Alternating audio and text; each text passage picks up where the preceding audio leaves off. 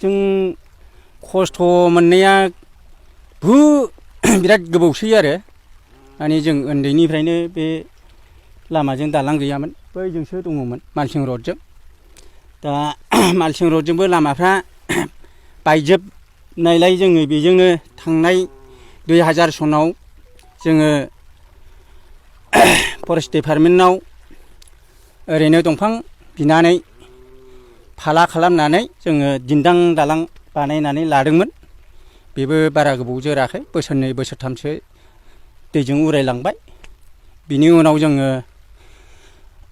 बै बिटिसि सरखार जाजेननायाव जोङो दंफां दालां बिदों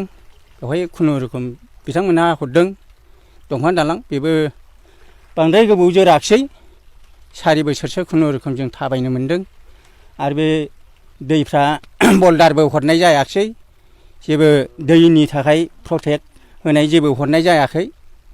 बेवहाय खुरखायै खुरखायै दालाङा दिन्दां जादों बे दिन्दां जानायावबो सासे मानसिया आलि दाननानै फैदोंमोन बे आलि दाननानै फैनाया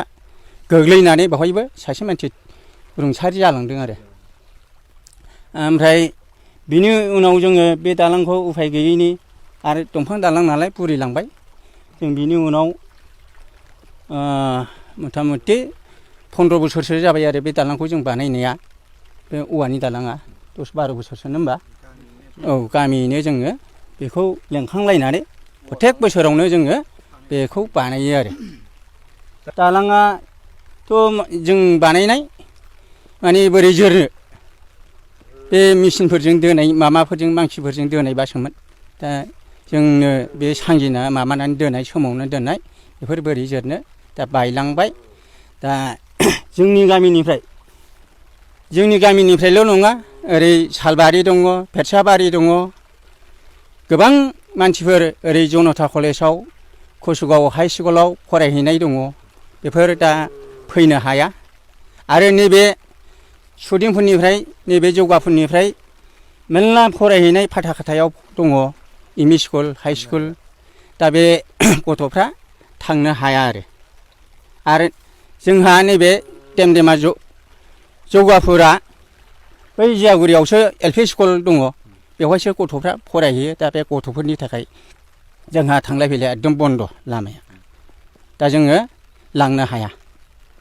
दा बिनि थाखायनो जोङो आगोलफ्राव जेखि गभर्नमेन्टफ्रा जाना थाङा दा गोदान सरखार